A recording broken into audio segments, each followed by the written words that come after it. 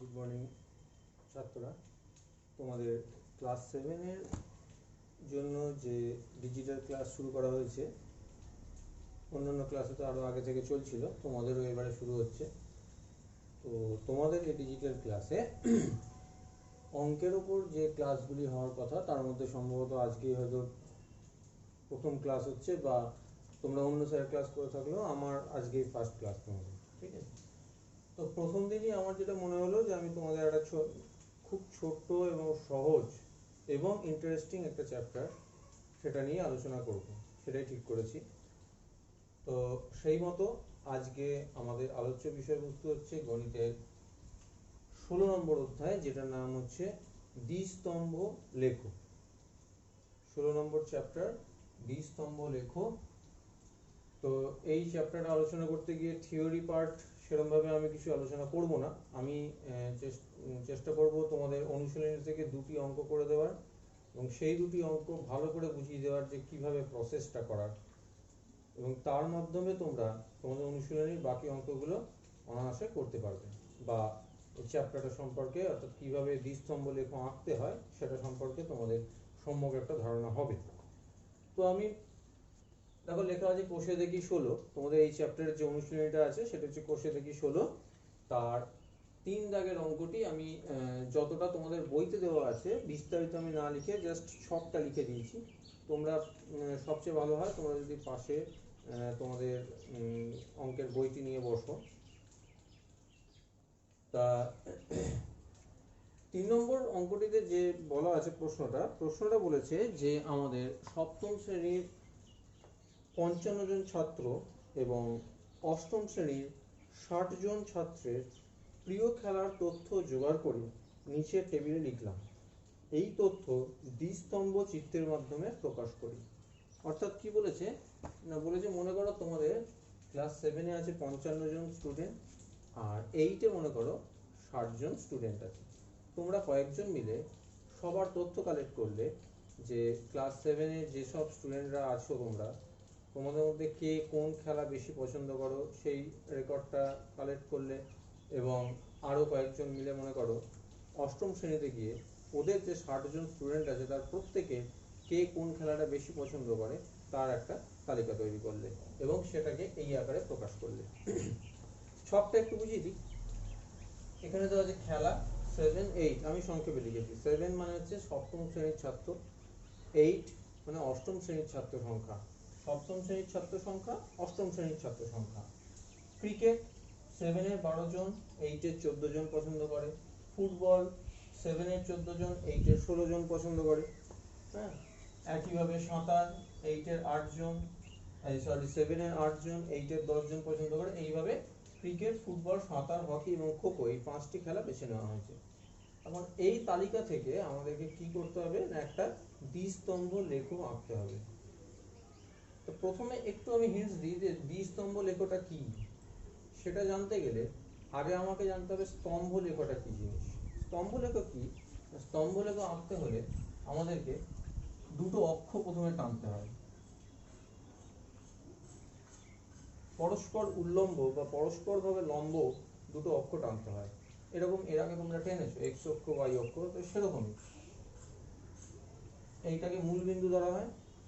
এটা হচ্ছে আমার এক্স অক্ষ, এটা মনে করো ওয়াই অক্ষ।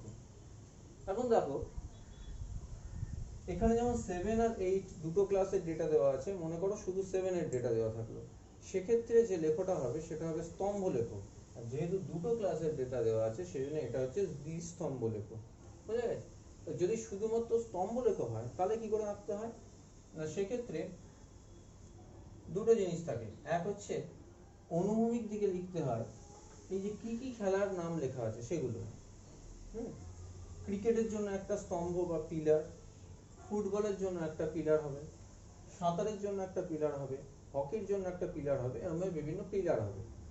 সে পিলারগুলো কি মাপের হবে না, উলম্ব দিকে থাকে হচ্ছে ছাত্র সংখ্যা।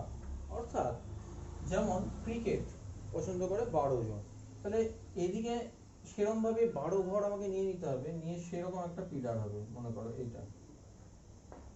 ফুটবলের হচ্ছে 14 জন, তাহলে তার পাশে আরেকটু উঁচু একটা পিলার হবে বা একটা বাড়ি হবে বা একটা ফ্ল্যাট হবে। সাঁতার হচ্ছে 8 জন, এরকম এরকম ভাবে চলতে থাকে। তাহলে এটা হচ্ছে একটা স্তম্ভলেখ। সহজ ভাষায় বলতে গেলে এইভাবে স্তম্ভলেখ আঁকতে হয়। আর দ্বিস্তম্ভ যখন আঁকবে তখন কি হয়ে যাবে, এই যে ক্রিকেট 7 এর 12 জন, তার সাথে 8 এর পছন্দ করে 14 জন, তাহলে তাদের জন্য আবার একটা সাইডে একটা পিলার হবে। যেমন ফুটবল 7 এর 14 জন, 8 এর পছন্দ করে 16 জন, তাহলে তাদের জন্য আবার একটা পিলার হবে পাশে, সেটার চিহ্নটা হবে অন্যরকম। দুটো দুটো করে পিলার গায়ে গায়ে তৈরি হবে দুটো ক্লাসের জন্য। এখানে ক্লাসের ডেটা দেওয়া আছে, অন্য জায়গায় অন্য কিছু ডেটা দেওয়া থাকতে পারে, সেক্ষেত্রে সেই নাম দিয়ে দুটো দুটো করে পিলার গায়ে গায়ে তৈরি হবে। এটাই হচ্ছে দ্বিস্তম্ভ লেখ। বোঝা গেছে? এবার অঙ্কটা কিভাবে করবে সেটা দেখা যাবে। প্রথমে যেটা করতে হবে আমাদের, পরিষ্কার করে দুটো অক্ষ টেনে নিতে হবে। যদিও আমি হাতে আঁকছি, অতটা পরিষ্কার নাও হতে পারে, কিন্তু তোমরা অবশ্যই স্কেল এবং পেন্সিল, কোনো পেন নয়, এবং স্কেল ব্যবহার করতেই হবে। ঠিক আছে? এরকম দুটো অক্ষ নিয়ে নিলে পরস্পর লম্ব, এটা পুরোপুরি লম্ব হয়নি আমি বুঝতে পারছি। ঠিক আছে? এটা হচ্ছে মূলবিন্দু আমার ও। অনুভূমিক দিকে অর্থাৎ এক্স অক্ষ বরাবর কি হবে না, খেলার নাম। এক্স অক্ষ বরাবর হবে খেলার নাম। তাহলে এদিকে দেবে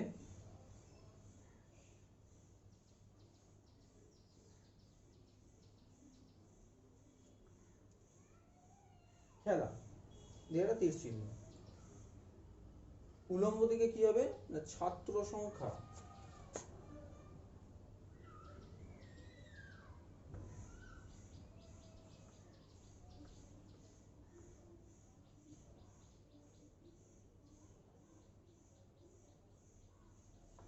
উলম্ব দিকে হবে ছাত্র সংখ্যা।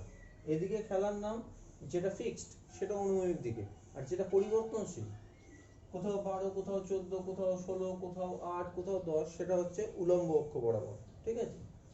এই যে ছাত্র সংখ্যা। এবার দেখো কি করতে হয়, এই যে উলম্ব অক্ষ বরাবর তোমাকে 1 2 3 4 করে ঘর কেটে নিতে হবে আগে। কিন্তু সেটা কি সমস্ত অঙ্কের ক্ষেত্রে কিন্তু একই নিয়মে হবে না। সেটা আমি ওই জন্যই তোমাদের দুটো অঙ্ক করে দেখাবো কিভাবে সেই ঘর কাটার ক্ষেত্রে তোমাদের পরিমাপটা চেঞ্জ করতে হয়। এখানে একটা জিনিস লিখতে হয়, স্কেল। স্কেলটা কি জিনিস দেখো, এখানে সংখ্যাগুলো কিরকম আছে খেয়াল করো, 8 10 11 12 14 16 এরকম। আমি যদি মনে করি যে সব সংখ্যা 2 এর গুণিতকে আছে, সেটা একটা জিনিস হতে পারে। 2 এর গুণিতকে কিন্তু সব নেই এখানে, যেমন 11 আছে, সেজন্য 2 এর গুণিতক বলতে পারবো না। তাহলে আমার দেখতে হবে ম্যাক্সিমাম কত আছে, 16। তো আমি 1 2 3 4 করে 16টা ঘর অনায়াসে কেটে নিতে পারি, আমার পাতায় সেটা ধরে যাবে। সেই জন্য এক্ষেত্রে আমি 16টা ঘর কেটে নেব। যদি হাইয়েস্ট মানটা 50 থাকতো কি 60 থাকতো, সেক্ষেত্রে আমি 1 2 3 4 করে এই উলম্ব অক্ষ বরাবর পরপর 50 অব্দি ঘর নিশ্চয়ই কাটতাম না, সেটা অনেক সময় সাপেক্ষ। কিন্তু এক্ষেত্রে কাটা যাবে, তাই আমি 16 অব্দি। এবং সেটাও তোমাদের বলে রাখি যে স্কেল দিয়ে মেপেই নেবে। হ্যাঁ, নির্দিষ্ট গ্যাপে গ্যাপে 1 2 3 4 করে ঘর কেটে নিতে হবে। যেমন এটা 0, তাহলে এখান থেকে 1 2 3 4 5 6 7 8 9 10 11 12 13 14 15 16 17 18 19 20, 20 অব্দি নিলাম। তোমরা স্কেল দিয়ে যখন মাপবে 0 থেকে 1 অব্দি 1 সেন্টিমিটার গ্যাপে নিতে পারো, হাফ সেন্টিমিটার গ্যাপে নিতে পারো, সেটা তোমাদের সুবিধার্থে। সেটা বুঝে নেবে যে কত গ্যাপে আমি নেব, কিন্তু সম গ্যাপে নিতে হবে যাতে করে মাপগুলো ঠিকঠাক থাকে। ঠিক আছে? নেওয়া হলো। এবার দেখো কি করে পিলারগুলো আঁকবে বা স্তম্ভগুলো আঁকবে। প্রথমে আছে ক্রিকেট। ক্রিকেটের ক্ষেত্রে ক্লাস 7 এর জন্য বলেছে 12 জন, 8 এর জন্য 14 জন। তাহলে 7 এরটা আগে আঁকি, 12। তাহলে 1 2 3 4 5 6 7 8। আর এখানে যদি একটা গ্যাপে গ্যাপে আমি যদি সংখ্যাগুলো লিখে দিই, তাহলে আমার গুনতে সুবিধা হয়। 2 4 6 8 10 12 14 16। আমি 16 অবধি একটা গ্যাপে গ্যাপে লিখে নিলাম। তাহলে আমার বলেছে 12 আর 14, তো 12 মানে এখানে, তাহলে এখান থেকে একটা পিলার টানবো।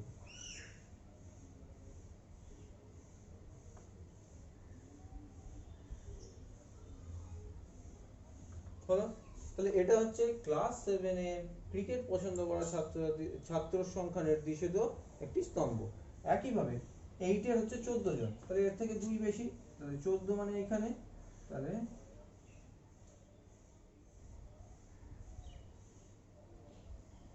এই হলো 14 জন। ঠিক আছে, এবার দুটো পিলার তো একই রকম দেখতে হয়ে যাবে, কোনটা 7 এর কোনটা 8 এর, সেই জন্য কি করতে হয়, একটাকে তোমরা অন্যরকম মার্ক করে দিতে পারো।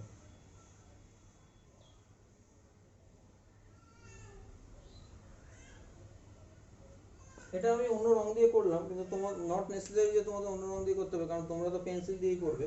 তোমরা যে কোনো রকম, তোমরা এরকম চিহ্ন করে দিতে পারো বা ডট ডট চিহ্ন দিতে পারো, যে কোনো চিহ্ন দিয়ে, যেন আলাদা দেখতে হয়। ওকে, নিচে লিখে দেবে ক্রিকেট।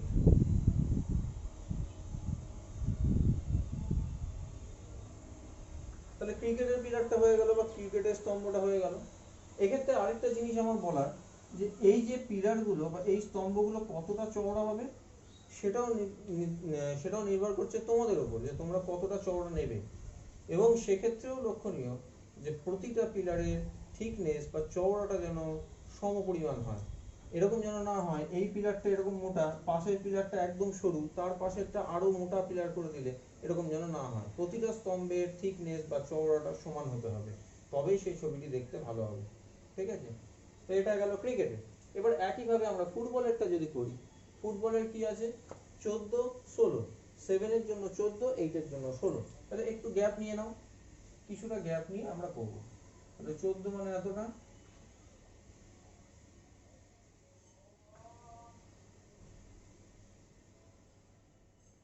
14, 16।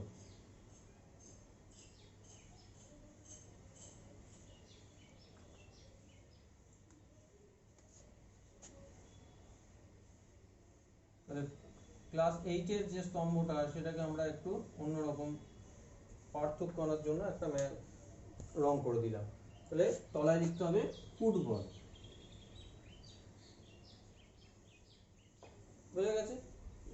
এক্ষেত্রেও কিন্তু এই যে মাঝের গ্যাপটা, এই গ্যাপটাও কিন্তু সব জায়গাতে একই রকম নেবে, অর্থাৎ এরপরে আমরা আবার যখন স্তম্ভ আঁকবো সেখানেও এই গ্যাপটা এইভাবে নেবো। সুতরাং প্রথমেই ওটা তোমরা কটা স্তম্ভ হবে সেটা হিসাব করে নিয়ে স্কেল বসিয়ে, এই অক্ষের উপর স্কেল বসিয়ে তোমরা গ্যাপগুলো মার্ক করে নেবে আগে, তাহলে তোমাদের আঁকতে সুবিধা হবে। বুঝা গেছে? নেক্সট, এটা গেল ফুটবল। নেক্সট হচ্ছে যে সাঁতার। কত কত আছে, 8 আর 10। তাহলে 8 মানে হচ্ছে এখানে, তাহলে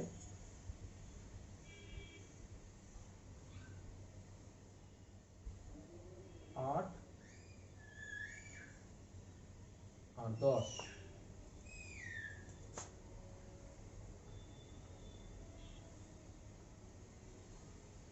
তাহলে এটা লিখে দাও সাঁতার।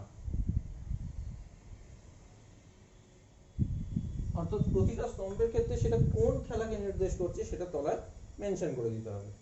নেক্সট হচ্ছে হকি, 11 আর 12। তাহলে এটা 10 অব্দি নিয়েছিলাম, তার থেকে আর একটু উপরে হবে,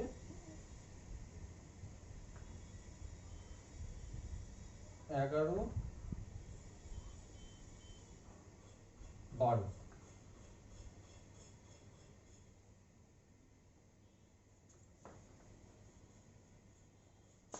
এটা হয়ে যাবে হকি।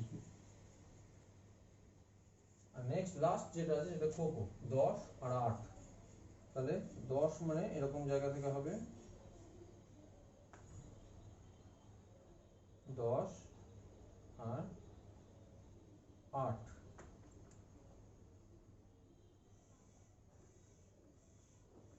তাহলে এখানে লিখে দেবে খো খো।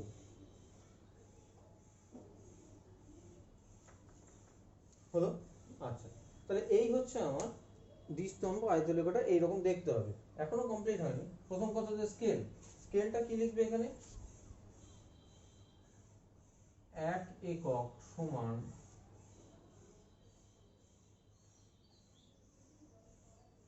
1 জন ছাত্র। কেন? এক একক সমান একজন ছাত্র, কারণ হচ্ছে যে উলম্ব দিকে দেখো 1 2 3 4 করে যে এককগুলো ভাগ করেছি, প্রতি ছাত্র পিছু 1 একক করেই তো আমি মেপেছি। 12টা ছাত্র মানে 12 একক এখান থেকে নিয়েছি, 10 জন ছাত্র মানে 10 একক অবধি নিয়েছি, সেই জন্যই স্কেলটা আমি এখানে নিয়েছি 1 একক সমান একজন ছাত্র। অনেক জায়গাতে স্কেলটা পাল্টে যায়, সেরকম উদাহরণ এরপরে আমি করে দেখাবো। তো এটা দেখা গেল স্কেলটা মেনশন করে দিতে হবে এরকম জায়গায়। আরেকটা জিনিস মেনশন করতে হবে দ্বিস্তম্ভ লেখার ক্ষেত্রে, এই যে দুরকম ডিজাইনের আমি স্তম্ভ বানিয়েছি, কোন স্তম্ভটা কোন ক্লাসের ছাত্র সংখ্যাকে নির্দেশ করে সেইটা উল্লেখ করে দিতে হবে। কিভাবে করবে?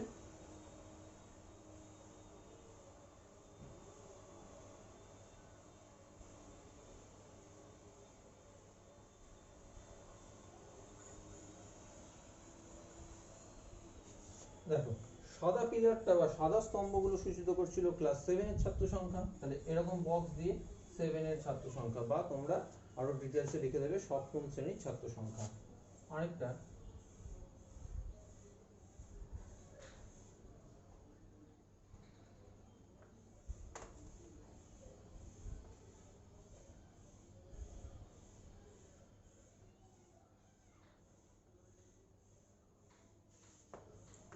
এইটের ছাত্র সংখ্যা, সেটাকে কিরকম করে করবে? এরকম, যেটা চিহ্ন ছিল এখানে সেরকম। ঠিক আছে, তাহলে এই হচ্ছে টোটাল অঙ্কটা। একটা অঙ্ক যদি দ্বিস্তম্ভ লেখো যদি একটি আঁকতে দেওয়া হয়, সেক্ষেত্রে টোটাল এই এতখানি করতে হবে তোমাদের।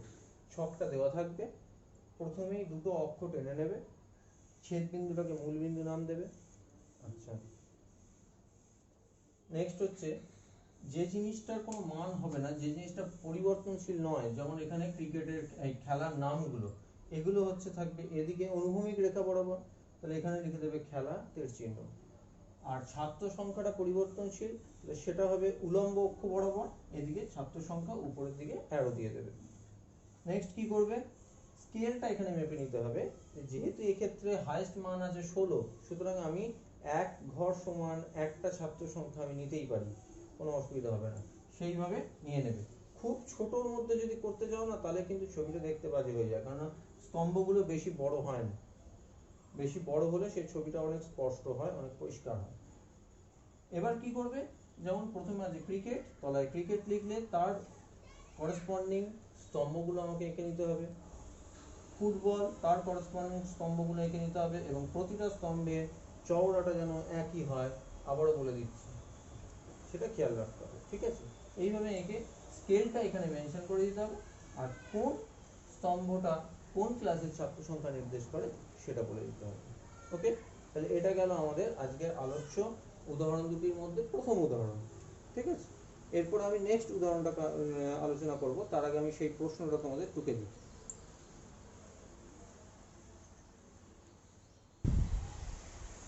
এবার আসা যাক তোমাদের 4 নম্বর যে অঙ্কটা আছে কষিয়ে দেখি 16তে, সেটা নিয়ে আলোচনা করা যাক। এটা তো আমি ছকটা তোমাদের জন্য আগে লিখে দিয়েছি, বিস্তারিত অঙ্কটা আমি একটু মুখে বলে দিই। বইতে দেখতে পাবে 4 নম্বর অঙ্কে বলা আছে যে কৃষ্ণনগরের একজন পুতুল তৈরির কারিগর তার পরপর 5 মাসের কোন মাসে কতগুলি করে মাটির পুতুল এবং কতগুলি করে সোলার পুতুল তৈরি করেছেন তার একটা তালিকা এখানে দেওয়া আছে। দেখো, জানুয়ারি মাসে উনি মাটির পুতুল বানিয়েছেন 600টি, আর সোলার পুতুল বানিয়েছেন 500টি, সরি 50 নয়, এটা 500। জানুয়ারি মাসে মাটির পুতুল 600টি এবং সোলার পুতুল বানিয়েছেন 500টি, ফেব্রুয়ারিতে 550টি মাটির পুতুল, 450টি সোলার পুতুল, এইভাবে একটা তালিকা দেওয়া আছে। এটার আমাকে দ্বিস্তম্ভ লেখা আঁকতে হবে। কি করে বানাবে? আগের মতোই আগে অক্ষ দুটো নিয়ে নাও।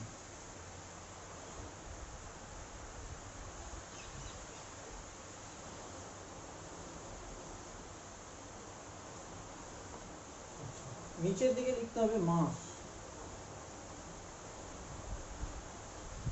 আর এদিকে হচ্ছে পুতুল সংখ্যা।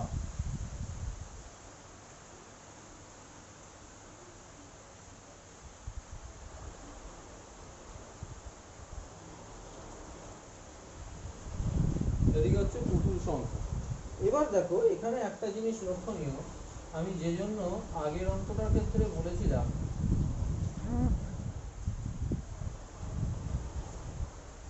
আগের অঙ্কটাতে বলেছিলাম যে এই যে স্কেলটা বিভিন্ন অঙ্কের ক্ষেত্রে বিভিন্ন রকম নেব আমাদের সুবিধা মতো, সেইটার জন্য এই অঙ্কটা করে দেওয়া। যে দেখো এখানে যে সংখ্যাগুলো দেওয়া আছে 600, 500, 550, 450 সবই কিন্তু 50-এর গুণিতক। খেয়াল করে দেখো, আমি যদি 1 একক সমান একটি পুতুলের সংখ্যা নিই তাহলে ম্যাক্সিমাম আমাকে 750 অবধি ঘর কাটতে হবে পরপর উলম্ব অক্ষ বরাবর। সেই জন্যই আমি কি করব, এখানে 1 একক সমান 50টি পুতুল ধরব।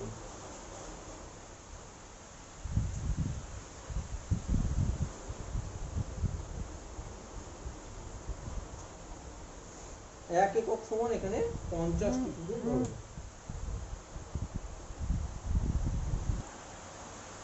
তাহলে যদি 50টি পুতুল ধরা হয় 1 একক সমান, তাহলে লেখাটা কিরকম হবে, গ্রাফটা কিরকম হবে দেখো।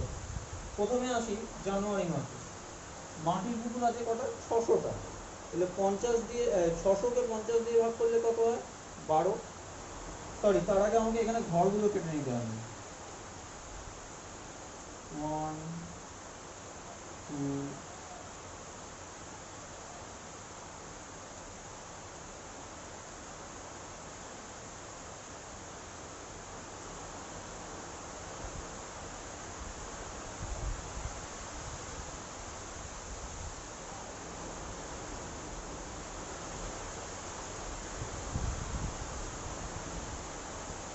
এরকম ধরো 18 পর্যন্ত আমি ঘর কেটে নিলাম, 1 2 3 4 করে, ঠিক আছে।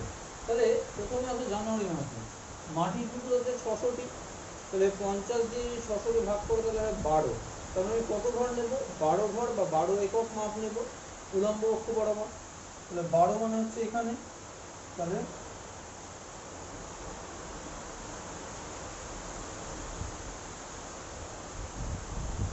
আচ্ছা, সোলার পুতুল কতগুলো বানিয়েছেন জানুয়ারি মাসে, 500টি। 500 মানে কত ঘর, 10 ঘর।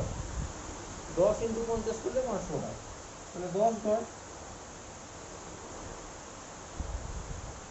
তাহলে এটা লিখবো জানুয়ারি।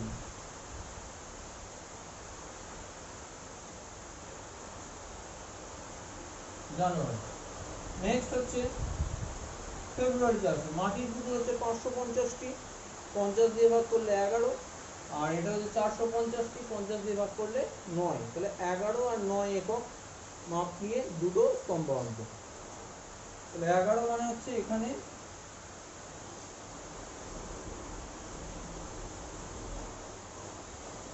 11 আর 9। তোমরা যখন এগুলো মাপবে যে 11 কত দূর হবে, তোমরা এখানে স্কেল বসাবে, লম্বালম্বি যেখানে হবে সেইখান থেকে মার্ক করে গ্রাফটা আনবে, ঠিক আছে। আমি এখানে স্কেল ইউজ করতে পারছি না, তাই আমি হাতে আন্দাজে আনবো। তাহলে এটা হলো ফেব্রুয়ারি, আমি সংক্ষেপে লিখে দিলাম ফেব্রুয়ারিটা। নেক্সট হচ্ছে মার্চ, 450 আর 600 মানে কত ঘর নেব, 450-এর জন্য 9 ঘর আর 600-এর জন্য 12 ঘর। তাহলে 9 ঘর মানে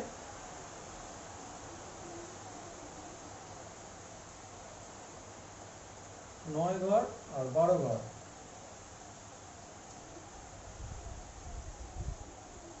এটা হচ্ছে মার্চ। নেক্সট হচ্ছে এপ্রিল মাসে, 750 মানে 15 ঘর আর 650 হচ্ছে সোলার বল মানে 13 ঘর, ঠিক আছে। তাহলে 15 ঘর আর 13 ঘর। তাহলে 15 মানে এখানে,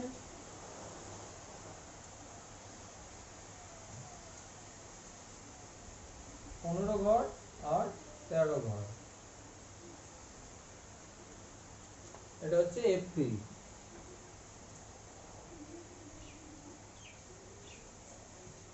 নেক্সট হচ্ছে মে মাস, মে মাস হচ্ছে 900। 900 মানে 50 দিয়ে ভাগ করলে কত হয়, 18। আর 700, 700 মানে 14 ঘর। তাহলে 18 ঘর আর 14 ঘর। তাহলে 18 ঘরটা আগে টানি,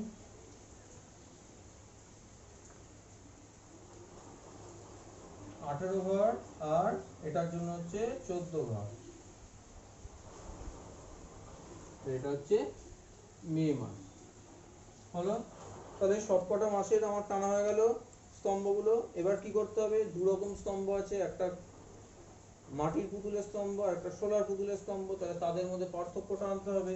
আমি প্রতি ক্ষেত্রে সেকেন্ডটাকে আমি কোনো রকম মার্ক করে দিচ্ছি।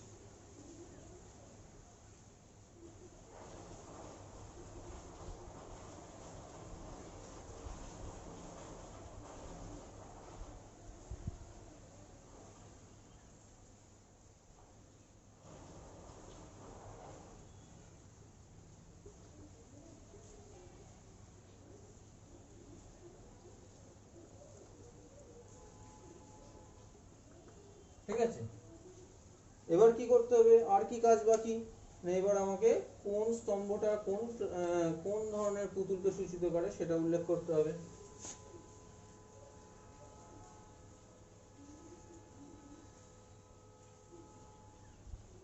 মাটির পুতুলের সংখ্যা,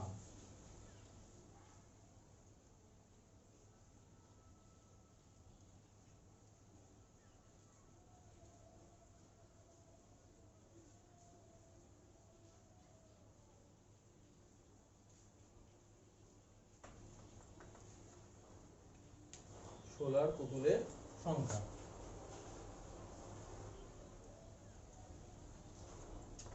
ঠিক আছে, তাহলে এই হলো দ্বিতীয় তোমাদের উদাহরণ একটা করে দিলাম, যেটাতে তোমার স্কেলটা 1 একক সমান একটি সংখ্যা সেটা সূচিত হয় না, এখানে 1 একক সমান 50টি পুতুল এইভাবে ধরেছি। সুতরাং এটা তোমাদের সুবিধা মতো, যেখানে দেখবে মানগুলো একটু বড় দেওয়া থাকবে এবং সব সংখ্যা ধরো 2 এর গুণিতকে আছে, সেখানে তুমি 1 একক সমান 2টি পুতুল বা 2জন ছাত্র এরকম যা দেওয়া থাকবে সেই সেই অনুযায়ী সেটা স্কেলটা ধরতে পারো। বা কোথাও ধরো 100 গুণিতকে আছে সব সংখ্যা, তখন 1 একক সমান 100টি পুতুল কি 100 জন ছাত্র বা 100 জন মানুষ এরকম ভাবে ধরতে পারো। আর একটা জিনিস খেয়াল রাখবে, আবারও বলে দিচ্ছি, প্রতিটি স্তম্ভ যেন একই রকম চওড়া হয়। আমার ক্ষেত্রে হয়তো সব ক্ষেত্রে সমান হয়নি, এক্ষেত্রে দ্বিতীয় স্তম্ভগুলো যতটা চওড়া হয়েছে তার থেকে এটা কিন্তু বেশি চওড়া। তোমরা যেহেতু স্কেল দিয়ে আঁকবে এবং মাপ নিয়ে নিয়ে একদম স্কেলের ঘর কেটে সেই মতো করবে, সুতরাং প্রতিটা যেন থিকনেস একই থাকে এবং গ্যাপগুলো, এই যে মাঝের গ্যাপ, এই গ্যাপগুলো যেন সমান হয়। ঠিক আছে, তবেই সেটা একদম পারফেক্ট একটা দ্বিস্তম্ভ লেখ আঁকা হবে।